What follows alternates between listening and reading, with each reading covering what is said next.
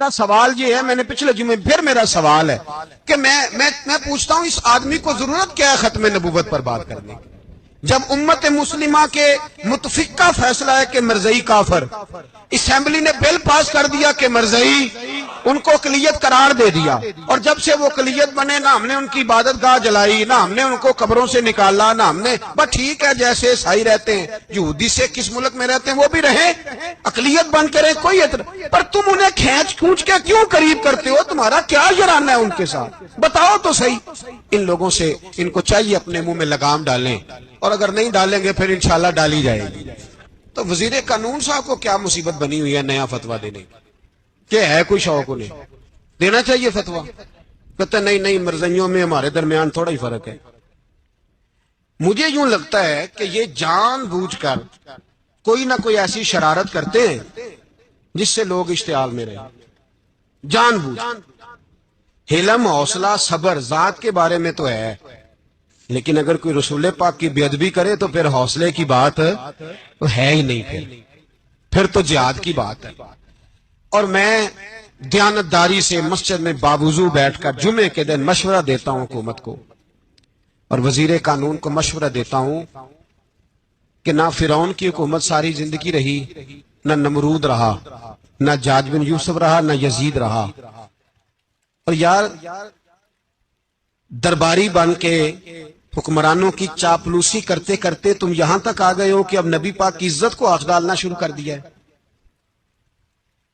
اور آپ یقین کریں سیاسی جماعتوں کا اتنا برا حال ہے کہ ان کے لیڈر کے بارے میں کوئی بات کرے تو پاگل ہو جاتے ہیں یہ احتجاج کر کر، اور اس نے ڈائریکٹ کہہ دیا کہ ختم نبوت کا مسئلہ ہی کوئی نہیں، جو دین کی بنیاد ہے کسی کو پرواہ نہیں۔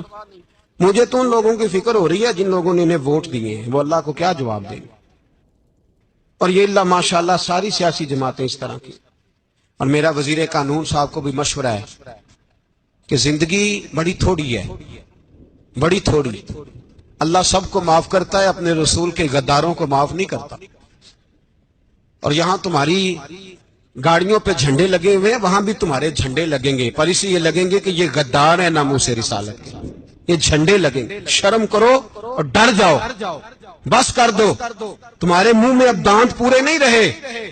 کوئی شوگر کا مریض ہے تو کوئی بلڈ پریشر کا، تو کوئی ہارٹ کا، تو کوئی کینسر کا۔ شرم کرو اور اپنی قبر کی بھی تھوڑی سی فکر کرو۔ بتاؤ پاکستان کے کتنے صدر گزرے، وزیر اعظم گزرے، تو ان کی قبریں کہاں ہیں؟ کوئی جاتا ہے ان کی قبروں پہ؟ کسی کو خبر ہے؟ کیوں اپنے لیے جہنم کٹھی کرتے؟ سارا کچھ دنیا داری رہ گئی ہے، سارا کچھ صرف یہی رہ گیا۔ حضرت ابو بکر سردار تھے، حضرت عمر سردار تھے قبیلے، حضرت عثمان سردار تھے، انہوں نے سرداریوں کو ٹھوکر مار کے رسول اللہ کے قدموں میں بیٹھنا پسند کی، سرداریاں چھوڑ کے غلام بن گئے۔ تم سرداریاں بچانے کے لیے رسول اللہ کی غداری کرتے ہو، شرم نہیں آتی؟ اور کام شکوہ ہے مجھے ان لوگوں سے جو مولوی تو کہہ دیتے ہیں تو سیاست نکار، اور کسی سیاستدان کو منع نہیں کرتے کہ جب تجھے سورت فاتحہ بھی نہیں آتی تو تجھے کس نے اجازت دی ہے اتنی بڑی بات؟ مرزئی کل بھی کافر تھے، آج بھی کافر، اور قیامت تک، اور جو ان کے کفر میں شک کرے وہ بھی، اور پکا بے ایمان ہے، کافر ہے۔ وہ وزیر قانون ہو یا صوبائی ہو یا وفاقی ہو، من شک فی کفر ہی فقط کفر، جو مرزئی کے کفر میں شک کرے وہ بھی کافر ہے۔ ہمارے رسول آخری رسول ہے، ہم کسی کو یہ اجازت نہیں دیں گے کہ وہ ختم نبوت میں رکھڑا ڈالنے کی کوشش کرے، ہم کسی کو یہ اجازت ہے۔ اور تم نے قوم کو لوٹا، لوٹتے رہو، اب ایمان پہ ڈاکے تو نہ ڈالو۔ تمہیں دولت لوٹ کے پیٹ نہیں بھرا، اب ایمان لوٹنا شروع کر لیا۔ تمہارا فیکٹریاں لوٹ کر، قومی خزانہ لوٹ کر پیٹ نہیں بھرا، بھائی مانو اب دین بیچ کر اپنی حکومتیں پکی کرو گے۔ اور وہ لوگ بھی تیار ہو جائیں جو ان بھائی مانوں کو منتخب کرتے ہیں، ان سے بھی سوال کرے گا ختم نبوت کا موضوع قیامت کے دن کہ تم بتاؤ۔ ان کو سپورٹ کرتے تھے جو رسول اللہ صلی اللہ علیہ وسلم کے بعد بھی کسی نبی کو نبی ماننا درست جانتے تھے۔ مان تاثیر جب مرا تھا نا تو 5-5 لاکھ روپیہ مولویوں کو آفر کی جنازہ پڑھاؤ، 5-5 لاکھ روپیہ چھوٹے چھوٹے مولویوں کو۔ اور داتا صاحب کی مسجد کے خطیب بھی صوبائی جو تھے وہ خطیب تھے، ملازم تھے، انہوں نے کہا کہ ایمان نہیں بیچنا، نکالنا نوکری سے تو نکال دو. اور بادشاہی مسجد کا مولوی جس کا پتہ ہی نہیں چلتا کبھی کدھر چلا جاتا ہے کبھی کدھر، یہاں تو وہ بھی کھڑا ہو گیا. اس نے کہا نا، ایمان نہیں بیچنا. گورنر ہاؤس کی مسجد کا امام کہنے لگا کہ بخشا جانا نہ جانا یہ تو رحمت الہی کا معاملہ ہے، پر اتنا گندا جنازہ نہیں پڑھنا.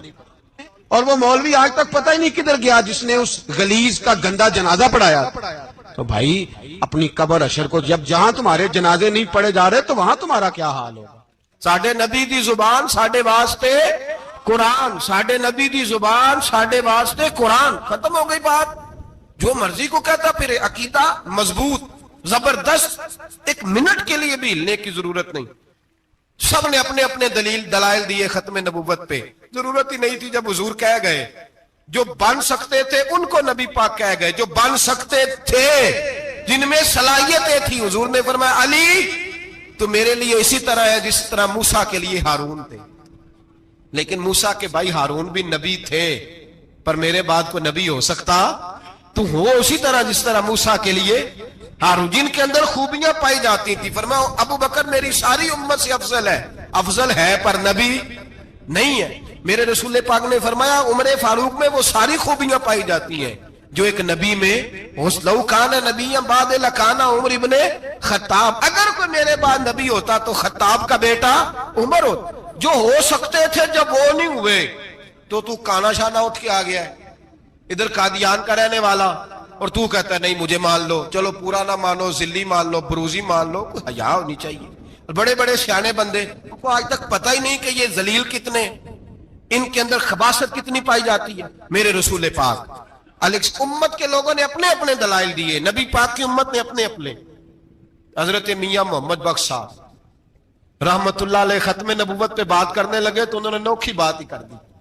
انوکھی بات. ایک شخص ان سے کہنے لگا چل کے دیکھو تو صحیح، ملے تو صحیح. آپ فرمانے لگے دفع کرو، جنہ اندر عشق ہے رچیا اونا نہیں بھج جانا، پاویں سونے ملن ہزارہ آسانی یار بٹونا. ہم نے دائیں بائیں دیکھنا ضرورت ہی نہیں. ہمارے رسول نے کوئی کمی چھوڑی نہیں. باقی آ رہے ہیں یہاں خیرات لینے. حضرت موسیٰ کہہ رہے ہیں اللہ اپنے آخری نبی کی امت میں شامل کر لے. تو ہمیں کیا ضرورت ہے پتہ بھی کرنے کی اور سن لیں. یہ یاد رکھے بات. امام اعظم ابو حنیفہ رحمۃ اللہ علیہ فرماتے ہیں اگر کسی بندے نے دعویٰ کیا کہ میں نبی ہوں، دعویٰ کیا کہ میں نبی ہوں، اور سامنے والے نے اسے یہی کہہ دیا نا کہ اگر تو نبی ہے تو معجزہ دکھا، تو یہ کہنے والا بھی کافر ہو گیا. اس لیے کہ اس نے تو دلیل مانگ لیا، یہ تو تھوڑا سا متفق ہوا ہے. تماشا دیکھنے کے لیے بھی اگر کہا نا کہ اگر تو نبی ہے تو دلیل لا، کوئی معجزہ، تو یہ لفظ کہنے والا بھی بولیے دائرہ اسلام سے کیوں مانگی تو نے دلیل؟ کیا ضرورت پڑی تھی؟ کیوں تو نے ایسا کہا؟ اتنا متفق کا عقیدہ ہے کہ تو مانگ، تو یہ بھی نہیں کہہ سکتا کہ چل کچھ کر کے دکھا. یہ بھی تیرے لیے جائز ہے. صوفیاء کہتے ہیں تو نے سوچ کیسے لیا؟ طریقت کے اندر تو غیر کی مداخلت قابل قبول. اللہ نے توحید کا ہر جگہ خیال رکھا، رسالت کی وحدانیت کا ہر جگہ خیال رکھا. اللہ ایک، قرآن ایک، اسلام، نبی ایک، باپ، استاد. کوئی کسی قسم کی مداخلت کی ضرورت کیسے لوگ مداخلت کر لیتے؟ فٹافٹ حضرت پیر سید مہر علی شاہ صاحب گولڑوی رحمت اللہ، حضرت خواجہ شمس العارفین سیالوی رحمت اللہ علیہ کے پاس پڑھا کرتے تھے. تدریس ہوتی تھی. خواجہ صاحب کو بٹھا کے درس تصوف، درس قرآن، درس حدیث دیتے تھے. یوں بیٹھے ہیں، گفتگو ہو رہی ہے، پڑھایا جا رہا ہے. ایک بڑے نورانی چہرے والے خوبصورت بزرگ اندر آئے. بڑی تازگی، بڑا پیار، بڑی مٹھاس ان کے آنے میں. جب وہ آئے تو حضرت شمس العارفین اٹھ کے ملے، ماتھا چوما، پیار ہوا. 2-3 منٹ گفتگو ہوئی تو گفتگو میں بڑی نورانیت، بڑی خوبصورتی، بڑی رانائی، بڑی ٹھنڈک ملی دونوں بزرگوں کی ملاقات سے. چند لمحوں کے بعد، تھوڑی دیر گفتگو کے بعد وہ بزرگ اٹھے باہر نکل گئے. حضرت شمس العارفین مریدوں پہ نظر ڈالی، فرمانے لگے تمہیں پتا ہے یہ کون تھا؟ شاگردوں جانتے ہو کون تھا؟ کہا حضور نہیں. فرمایا خضر علیہ السلام تھے، مجھ سے ملنے آتے اکثر، اور ابھی گلی میں ہوں گے، کسی نے ملنا ہے تو مل لو. دوڑ کے گئے سارے لوگ ملاقات کرنے، بھاگے گئے. پیر مہر علی شاہ صاحب بیٹھے ہیں. آپ نے فرمایا مہر علی تم نے نہیں ملنا؟ کہنے لگے حضور نہیں. فرمایا کیوں؟ کہنے لگے حضور میں اسے نہ ملوں جسے خضر بھی ملنے آتا ہے, اسے نہ ملوں جسے وہ ملنے آتا ہے. میں نے کیا کرنا ہے ان سے مل کے؟ آپ سے ملوں گا جن سے حضرت خضر بھی ملنے آتی ہیں. جنہ تنا وچ عشق ہے رچیا اونا نہیں بھج جانا, پانے پاویں سونے ملن ہزاراں, اسا نہیں یار بٹونا ضرورت ہی نہیں. ایسے حسین محبوب کے بعد کسی اور جگہ نظر جمانے کی طبیعت ضرورت نہیں, توجہ نہیں, خیال نہیں. اس نے یہ پوچھ بھی لیا کہ تو بتا, کوئی معجزہ دکھا, وہ بھی دائرہ اسلام سے یہ امت مسلمہ کا متفقہ عقیدہ ہے. اس پر درجنوں آیتیں ہیں قرآن مجید کی, 150 کے قریب نبی پاک کی حدیثیں. کتنی جی؟ کوئی عالم فاضل زیادہ پڑھا لکھا ہوگا, مقررہ حدیث کو دیکھے گا یا اور ریسرچ کرے گا تو شاید زیادہ وہ نکال لائے, لیکن 150 کے لگ بھگ محبوب کی حدیثیں ہیں جن میں حضور نے فرمایا میں آخری نبی ہوں, میں آخری نبی ہوں, میں آخری نبی ہوں.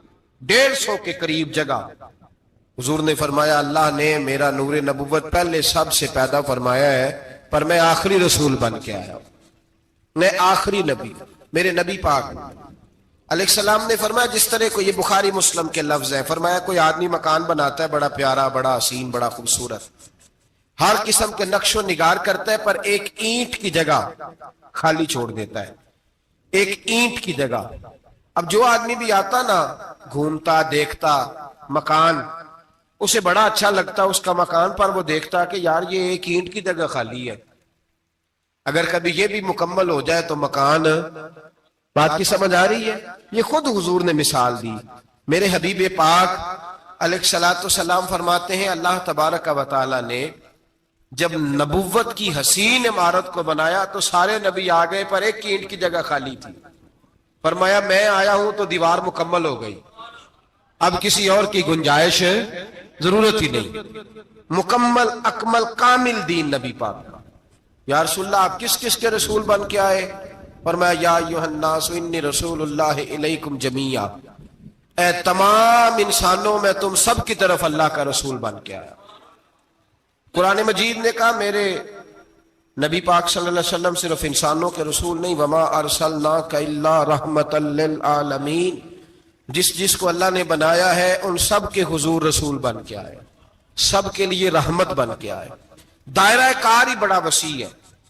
اب کسی اور کی گنجائش ہے, ہاں کچھ لوگوں کو بیماری لگتی ہے, پاگل ہو جاتے ہیں, پاگل ہو جاتے ہیں. دعویٰ کرنا ہمارے زمانے میں ویسے ہی آسان ہے, اور پاکستان ہندوستان ویسے جمہوری ملک ہے, اس میں ہر آدمی کو بولنے کی اجازت ہے, جو جس کی طبیعت آتی ہے بول سکتا ہے, گنجائش ہے. اور ویسے بھی کوئی کیسے پتہ کرے گا کہ کوئی کیا سوچ رہا ہے, کیا بول رہا ہے. نبی پاک صلی اللہ علیہ وسلم نے فرمایا تھا کہ میری امت میں 30 کے قریب ایسے دجال جھوٹے ہوں گے, 30 جو دعویٰ کریں گے کہ ہم اللہ کے رسول ہیں, 30. لیکن فرمایا میں آخری نبی ہوں, میرے بعد کوئی نبی آ سکتا, انا خاتم النبیین لا نبی بعدی, میں آخری نبی ہوں, میرے بعد کوئی نبی آ سکتا. 30 کے قریب. خود نبی پاک علیہ السلام کے زمانے میں 2 بندوں نے دعویٰ کر دیا تھا ہم نبی ہیں. اللہ تبارک و تعالی نے ارشاد فرمایا ما کان محمد ابا احد من رجالکم, فرمایا محمد صلی اللہ علیہ وسلم مردوں میں سے کسی کے باپ نہیں, ولکن رسول اللہ, لیکن اللہ کے رسول ہے. روحانی طور پر حضور کا درجہ باپ سے بھی زیادہ ہے, لیکن اللہ تبارک و تعالی نے اپنے حبیب پاک علیہ الصلاۃ والسلام کے کسی بھی صاحبزادے کو اتنا بڑا نہ فرمایا کہ وہ مرد کہلا سکے. بچپن میں ہی تینوں صاحبزادے وصال فرما گئے. مردوں میں سے حضور کسی کے بھی باپ نہیں ہیں. حضرت زید بن حارثہ رضی اللہ تعالیٰ عنہ کو نبی پاک صلی اللہ علیہ وسلم نے پالا. وہ حضور کے اس طرح کے غلام تھے کہ لوگ انہیں حضور کا بیٹا ہی سمجھنے لگے. بہت سارے لوگ کہنے لگے زید بن محمد صلی اللہ تعالی علیہ وسلم. اللہ کریم نے منع فرمایا, فرمایا میرے رسول مردوں میں سے کسی کے بھی باپ نہیں ہیں. حضور اور اس کی وجہ نبی پاک صلی اللہ تعالی علیہ وآلہ وسلم مردوں میں سے کسی کے باپ نہیں، اللہ کے رسول ہے، وخاتم النبیین، اور سب نبیوں میں سے آخری نبی ہے۔ اللہ کے رسول ہیں اور سب نبیوں میں سے حضور کون سے نبی ہیں جی؟ آخری۔ حضور کے بعد کوئی اور نبی آ سکتا؟ اللہ نے قانون بنا دیا ہے، قانون بنا دیا ہے، آخری نبی ہے رسول پاک علیہ السلام۔ حضور کے صاحبزادے بچپن میں کیوں وصال کر گئے؟ اس آزمائش سے نبی پاک علیہ السلام اس لیے گزرے کہ اللہ نے حضور کی ختم نبوت کے قانون کی حفاظت فرمانی۔ اگر نبی پاک کے کوئی بیٹے بڑے ہوتے تو نبی کے بیٹے نبی ہوتے، اور چونکہ دروازہ نبوت ذات رسالت پر بند کر دیا گیا، اس لیے اللہ تبارک و تعالی نے محبوب کے کسی بیٹے کو بھی پروان نہیں چڑھایا، وصال ہو گیا، اس لیے کہ حضور اللہ کے آخری نبی۔ نبی پاک صلی اللہ علیہ وسلم کے زمانے میں حضور نے خود فرمایا تھا 30 کے قریب لوگ ہوں گے جو دعویٰ کریں گے ہم نبی ہیں۔ فرمایا دجال ہوں گے، کذاب ہوں گے جو دعویٰ کریں گے۔ ایک بندے نے تو حضور کی ظاہری حیات میں دعویٰ کر دیا، مسلمہ اس کا نام تھا، 150 سال کے قریب عمر پائی اس نے، اور بہت سارے اس کے ماننے والے اسی لیے ماننے لگ گئے کہ عمر بڑی لمبی ہے۔ معاذ اللہ تعالیٰ، لوگوں کا اپنا اپنا مزاج ہے نا، ماننے کا اپنا اپنا مزاج ہے۔ ایک اس سے کانا آدمی دعا کرانے آیا، ایک آنکھ سے کانا تھا، اس نے دعا کرائی تو دونوں آنکھوں سے اندھا ہو گیا، دونوں آنکھوں سے۔ اللہ نے اسے سزا دی تو ایک ماننے والا کہنے لگا فٹافٹ مان جاؤ، ورنہ جو اس کی نہ مانے پورا اندھا ہو جاتا ہے۔ ماننے والوں کا اپنا انداز ہے نا۔ ایک لنگڑا آیا، ایک ٹانگ سے لنگڑا کے چلتا تھا، مسلمہ سے دعا کرانے آیا تو دوسری بھی ضائع ہو گئی، یہ اس کا حال تھا۔ پر ماننے والوں کا کیا کیا جائے؟ ماننے والے جس کو مرضی ماننے لگتے ہیں، نفسیاتی طور پر لوگ کمزور ہو جاتے ہیں۔ مسلمہ نے نبی پاک صلی اللہ علیہ وسلم کو خط لکھا، کہنے لگا حضور کے زمانہ مبارکہ میں، اور کچھ حدیثیں ایسی بھی ملتی ہیں جس سے یہ ثابت ہوتا ہے کہ اس کی حضور سے ملاقات بھی ہوئی، سامنے کچھ بول نہ سکا، جا کے خط لکھا، کہنے لگا کہ آپ میرے ساتھ معاہدہ کر لیں، جب تک آپ حیات ظاہری میں آپ نبی، اور جب آپ کا وصال ہو جائے تو میں نبی، یا یہ معاہدہ کر لے کہ آدھے عرب کے آپ نبی اور آدھے کا میں نبی۔ معاذ اللہ، اس نے یہ خط لکھا۔ نبی پاک نے جواب لکھا، فرمایا میں تو اللہ کا رسول ہوں، تو کذاب ہے، تو کذاب ہے، جھوٹا ہے۔ لوگ ایک اور بھی، میں ایک دن آرٹیکل پڑھ رہا تھا، کہنے لگے جی مرزے کے اب بڑے ماننے والے ہیں، اس کو کذاب نہیں کہنا چاہیے، ان کو دکھ ہوتا ہے، جو جھوٹ بولے اسے جھوٹا نہیں کہنا چاہیے۔ تو تھی بول دے کیوں نہیں؟ تو اڈا کی پروگرام ہے، کہنا چاہیے کہ نہیں کہنا چاہیے؟ یہ ثواب ہوگا، اس لیے کہ جو نبوت کا دوچا دعویٰ کرے اس کو نبی پاک نے جھوٹا کہا ہے۔ حضور نے فرمایا تو کذاب ہے، کیا کہا ہے؟ تو ثواب ہوئے گا، آنکھو گے تھے، کیا کہا ہے؟ کذاب۔ تو اس کو کذاب کہنا نبی پاک کی کیا کی ہے نا، پھر منن والے تکلیف ہوندی تو میں کہا پئی ہوئے، وہ کذاب ہے، لہذا ہمیشہ کذاب ہی رہے گا۔ جب حضور نے کہا ہے جو دعویٰ کرے نبوت کا وہ کیا ہے، تو لہذا کذاب ہی رہے گا۔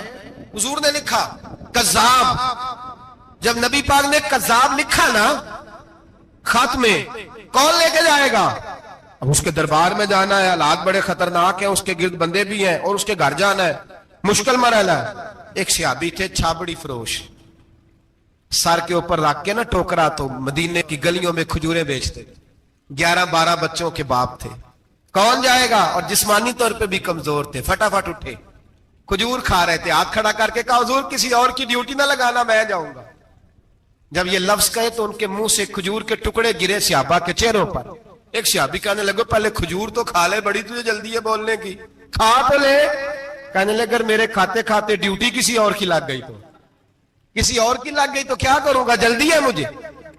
حضور سید عالم صلی اللہ علیہ وسلم نے نا اپنا نیزہ دیا، گھوڑا دیا، فرمایا ذرا ڈٹ کے جانا، اس کے گھر جانا ہے۔ کہ محبوبہ فکر ہی نہ کرے، فکر نہ کرے۔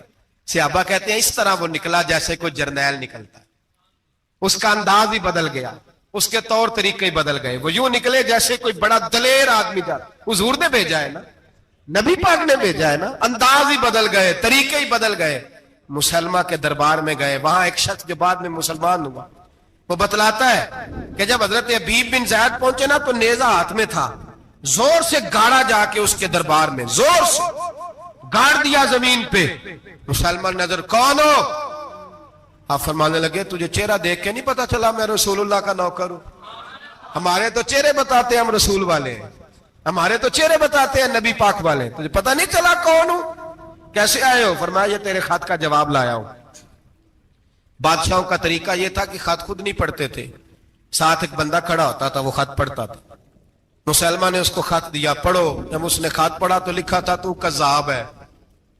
اب سب نے سن لیا، اکیلے میں ہوتا تو چلو بات اور تھی، سن لیا سب نے، آگ بگولا ہو گیا، آنکھیں سرخ ہو گئی، جلال برسانے لگا۔ اب اور تو کچھ نہ ہوا، سامنے حضرت حبیب کھڑے تھے، اٹھا تلوار لے کے کہنے لگا تیرے نبی نے مجھے کذاب کہا ہے، تیرا کیا خیال ہے؟ مانے لگے خیال والی بات ہی کوئی نہیں، جسے نبی پاک کذاب کہے وہ ہوتا ہی کذاب ہے، جسے حضور جھوٹا کہے وہ ہوتا ہی۔ فرمایا تو 7 سمندروں کا پانی بھی بہا دے تو تیرا جھوٹ دھل سکتا، تو ہے ہی جھوٹا، جسے حضور نے جھوٹا کہہ دیا وہ جھوٹا ہے، جھوٹا ہے۔ کہنے لگا پیچھے پلٹ کے دیکھ، سارے میرے پہرے دار ہیں، میرے سپاہی ہیں، تلواریں، نیزے، خنجر، تیر، سارے میرے ماننے والے۔ کیا لفظ ہے، کیا حسن ہے، کیا توانائی ہے۔ حضرت حبیب بن زید فرمانے لگے میرے 12 بچے ہیں، ان میں سے کچھ ایسے ہیں جو دودھ پیتے ہیں، کچھ ایسے ہیں جو ابھی چل نہیں پائے۔ میں جب رسول اللہ کا پیغام لے کے نکلا تھا تو میں نے پلٹ کے بچے نہیں دیکھے تو تیرے پہرے دار کیسے دیکھ لوں؟ جو چیز مجبور کرتی ہے، باندھ لیتی ہے، وہ نہیں جب میں نے دیکھی تو میں تیرے پہرے دار دیکھوں؟ جو جی میں آتا ہے کر، غلامان محمد جان دینے سے نہیں ڈرتے، یہ سر کٹ جائے یا رہ جائے کچھ پرواہ نہیں کرتے۔ فرمایا ان کو نہیں دیکھا جن کو دیکھنا چاہیے تھا، تجھے دیکھوں؟ میں اکثر کہتا ہوں کٹ لگ جائے نا ہاتھ پہ تو نمازیں رہ جاتی ہیں، جماعتیں چھوٹ جاتی ہیں، طبیعتیں بگڑ جاتی ہیں، مشکل ہوتا ہے، تکلیف آئے تو سنبھلنا۔ یہاں ہلکا سا بچھو آ کے کاٹے تو شور ہو جائے گا، جمعے میں لوگ اٹھیں گے، اللہ مجمع بکھرے گا، وہ بچھو آ گیا، حالات بگڑ جائے، چھپکلی پیروں پہ گرے تو لوگ اٹھ دوڑتے ہیں۔ حضرت حبیب بن زید انصاری کھڑے تھے، انگلی نہیں، ہاتھ نہیں، کٹ نہیں لگا۔ مسلمہ اٹھا، اس نے زور سے تلوار ماری، بازو کٹ کے گر گیا، فوارہ نکلا خون کا۔ او بھائی بچھو کاٹے تو سنبھلنا مشکل، ذرا تصور کرو ہاتھ کٹ گیا۔ حضرت حبیب بن زید کھڑے ہیں، کہنے لگا اب تیرا کیا خیال ہے؟ آپ فرمانے لگے تو بڑا بیوقوف ہے، ہمیں آزماتا ہے، ہمیں تو بدر سے لے کر احد تک ساری دنیا آزما چکی ہے، ہمیں آزماتا ہے، ابھی بھی خیال پوچھتا ہے۔ فرمایا میرا خیال وہی ہے جو میرے رسول نے فرما دیا، خیال وہی ہے جو نبی پاک نے کہہ دیا ہے۔ پھر تلوار ماری، دوسرا ہاتھ کٹ گیا، ذرا سوچنا، غور کرنا، ٹانگ ٹوٹی نہیں، ہڈی نہیں ٹوٹی، ماس نہیں اکھڑا، ہاتھ کٹ کے گرا، 2 ہاتھ گر گئے، زمین پہ گرے۔ حضرت حبیب کہنے لگا میں تجھے قتل کر دوں گا، باز آ جا۔ آپ فرمانے لگے تو بڑا نادان ہے، ان لوگوں کو ڈراتا ہے جو سویرے فجر کی نماز پڑھ کے پہلی دعا ہی شہادت کی مانگتے ہیں، ہمیں ڈراتا ہے جو سوتے وقت التجا کرتے اللہ بستر پہ موت نہ دینا، میدان میں دینا، تو ہمیں ڈرا رہا ہے، چل جو ہوتا ہے کر لے۔ اس نے خنجر رکھا، تلوار رکھی گردن پہ، فرمایا میں کاٹ دوں گا۔ فرمایا کاٹتا کیوں نہیں، کاٹتا کیوں نہیں؟ اور وہ روایت کرنے والے کہتے ہیں مسلمہ کے ہاتھ کامتے تھے ختم نبوت کے تحفظ کے لیے، جب نبی پاک کے غلام نکلے تو جھوٹا دعوے کرنے والے کانپ کھڑے ہوئے، کہتے اس کے ہاتھ کانپتے تھے۔ حضرت حبیب بن زید کٹے ہوئے بازوؤں کے ساتھ بھی توانا تھے، قلم توڑ گئے میاں محمد بخش صاحب، فرمانے لگے وہ کچا رنگ للاری والا جیڑا چڑھدا لیندا رہندا، اے عشق تیرے دا رنگ محمد چڑھ جائے پھر نہیں لیندا۔ جب تلوار چلی، گردن کٹی، تو رسول اللہ کی ختم نبوت پر پہرا دینے والوں کا اجر میرے رسول نے بیان فرمایا، میرے نبی نے اجر بیان کیا، ڈگری جاری فرمائی، سند دی حضور نے، وہاں گردن کٹی، اور جہاں مدینے میں حضور کی آنکھوں میں آنسو آئے۔ یا رسول اللہ کیا ہوا؟ فرمایا میرا حبیب شہید ہو گیا ہے اور رب کریم نے اس کے لیے جنت کے سارے دروازے کھول دیے، سارے دروازے اللہ نے کھول۔ یہ سند جاری کی نبی پاک، ختم نبوت۔ مسلمان کا عقیدہ حضرت ابو بکر صدیق نے ختم نبوت کے تحفظ کے لیے پورا ایک دستہ تیار کیا. ابو جال کے بیٹے جناب سیدنا اکرمہ رضی اللہ تعالیٰ عنہ ان کی سربراہی میں جناب سیدنا ابو بکر صدیق رضی اللہ تعالیٰ عنہ نے لشکر تیار کیا. وہ لشکر گیا, اس لشکر میں حضرت وحشی بھی تھے جنہوں نے حضرت امیر حمزہ کو میدان احد میں شہید کیا تھا. فرماتے ہیں میں دعا کرتا تھا اے اللہ بہترین مسلمان میرے ہاتھوں شہید ہوا ہے, اب میرے ہاتھوں کوئی بدترین کافر قتل کرا تاکہ میرا کفارہ ہو جائے. فرماتے ہیں جب میں گیا, جب میں نکلا میدان میں پہنچا تو مسلمہ میرے سامنے آ گیا, جھوٹی نبوت کا دعویٰ کرنے والا. کہتے ہیں جب سامنے آیا تو میں نے اس کو مارا, تیر وہ گرا, اور جب گرا تو میں نے رکھا پھر اس کی گردن پہ پیر. میں نے کہا میرے رسول تو میدان بدر میں دعا کرے تو 5000 فرشتے آتے ہیں, تو ذرا پلٹ کے دیکھ بے ایمان تیرا حال کیا ہے. فرماتے ہیں میرے قدموں کے نیچے, میں نے کہا تو میرے نبی سے مقابلہ کرنے چلا تھا؟ میں رسول اللہ کا ادنا غلام ہوں, نہ بدری ہوں, نہ اشرا مبشرہ میں سے ہوں, نہ میں خلفائے راشدین میں سے ہوں, پر ہوں رسول کا غلام. الصحابی کن نجوم میں شامل ہوں. فرماتے میں نے گردن کاٹی اور اللہ نے مجھے موقع دیا. حضرت امیر حمزہ اگر میرے ہاتھوں شہید ہوئے تھے تو نبی پاک کا بدترین دشمن بھی میرے ہاتھوں قتل ہوا. بہت سارے لوگوں نے دعویٰ کیا, اور 1 2 4 نہیں, ابھی چند مہینے پہلے ایک بندے کو پھر دورہ پڑا تھا, بعد میں اس کا معلومات کی تو پتہ چلا نفسیاتی مریض ہے بیچارہ. وہ بھی کہتا تھا میرے پاس وہی آتی ہے. بہت سارے لوگوں نے, لیکن ایک بندے نے ذرا منظم ہو کے دعویٰ کیا, اور خود چونکہ وہ انگریز کا وفادار تھا, تابع دار تھا, وہ کہتا تھا میرے آنے کے 2 مقصد ہیں. معاذ اللہ اپنے آپ کو نبی کہتا تھا. 2 مقصد ہیں. ایک کہتا تھا کہ جو انگریز حکومت کا وفادار نہیں وہ اللہ رسول کا وفادار نہیں. معاذ اللہ, پہلا اس کا آنے کا مقصد وہ بیان. دوسرا اس کا مقصد یہ تھا, وہ کہا کرتا تھا کہ دین سارا باقی ہے, موجود ہے, قرآن حدیث نماز روزہ حج زکوٰۃ, میں معاذ اللہ نبی بن کے آیا ہوں تو صرف ایک کام کرنے آیا ہوں کہ جہاد کوئی نہیں, جہاد نہیں کرنا, کفر کے خلاف لڑنا. آپ کو پتا تو چل گیا ہوگا میں کس کی بات کر رہا ہوں. مرزا غلام احمد قادیانی, اس کے ماننے والوں کو مرزئی بھی کہتے ہیں, احمدی بھی کہتے ہیں, قادیانی بھی کہتے ہیں. ایک ہوتا ہے کافر, ایک ہوتا ہے مرتد. ان دونوں میں فرق ہے. عیسائی, یہودی, سکھ, ہندو یہ کافر ہیں, ان کا اپنا عقیدہ ہے. ٹھیک ہے جو وہ کر رہے ہیں, اسلام کسی پر جبر کا حکم نہیں دیتا, موج کریں, لگے ہوئے لگے رہے, ہم انہیں دین کی دعوت دیں گے پر ان پر کوئی سختی نہیں کر سکتے. ایک مرتد ہوتا ہے جو لبادہ دین کا اڑتا ہے, اپنے آپ کو مسلمان کہتا ہے, قرآن والا کہتا ہے, اسلام والا کہتا ہے, لیکن دین میں رکھنا ڈالتا ہے, نیا عقیدہ گڑھتا ہے, وہ مرتد ہے, اس پر سختی کرنے کا حکم. مرزائیوں کی مصیبت یہ ہے کہ وہ کہتے ہیں جی ہم قرآن کو بھی مانتے ہیں, ہم اسلام کو بھی مانتے ہیں, ہم نبی پاک صلی اللہ علیہ وسلم کو بھی مانتے ہیں, بس آخری نبی نہیں مانتے, ایک نیا نبی مانتے ہیں. اور پھر رنگ بڑا عجیب دیا, کہتے ہیں ذلی نبی ہے, بروزی. نوکھا فلسفہ سنے آپ حیران ہو جائیں گے. ذلی نبی کہتے ہیں میں مستقل نبی نہیں, میں نبی پاک کا سایہ بن کے آیا ہوں. یہ اس نے دعویٰ کیا. کہتے ہیں میں مستقل نبی نہیں, میں حضور کا. اور بیوقوف, جس خدا نے اپنے رسول کا سایہ بنایا ہی نہیں کہ کسی کے قدم نہ آ جائیں, تیرے جیسے شخص کو سایہ بنانا تھا جس کی ایک آنکھ بھی کوئی نہیں, کانا ہے بیچارہ. مرزا کانا تھا, ایک آنکھ اس کی سلامت. اللہ کے نبیوں میں کوئی نقص ہوتا. ہمارے ہاں ایک دفعہ گفتگو ہو رہی تھی تو ایک مولانا کہنے لگے مرزا جھوٹا نبی ہے. استادوں نے روک دیا, کہنے لگے یہ لفظ بھی نہیں کہنا, جو نبی ہوتا ہے وہ جھوٹا نہیں ہوتا, اور جو جھوٹا ہوتا ہے وہ نبی. یہ لفظ بھی نہیں کہنے, اس کو جھوٹا نبی نہیں کہنا. کہا حضور پھر کیا کہیں؟ کہنے لگے چلو کانا شانا کہہ لیا کرو, اتنی گنجائش ہے, یہ تو لو 2-4 جملے ہیں, جیسا بیچارہ ہے تھا ویسا چلو کہہ لو, کانا شانا کہہ لیا کرو, اس کی اجازت ہے. لیکن یہ لفظ کہنے کی اجازت منظم سازش کی اس شخص نے, منظم, اور یہ رکی نہیں. ہماری یونیورسٹیوں کے اندر بہت سارے لیکچرار بھرتی کیے جاتے ہیں جو قادیانی ہیں, مرزئی ہیں. اور آپ حیران ہوں گے یہ بات سن کے کہ یورپ کا ویزا سب سے آسانی سے اس بندے کو ملتا ہے جو کہتا ہے جی میں مرزئی ہو گیا ہوں, مجھے پاکستان میں خطرہ ہے, فٹافٹ بلا لیتے ہیں.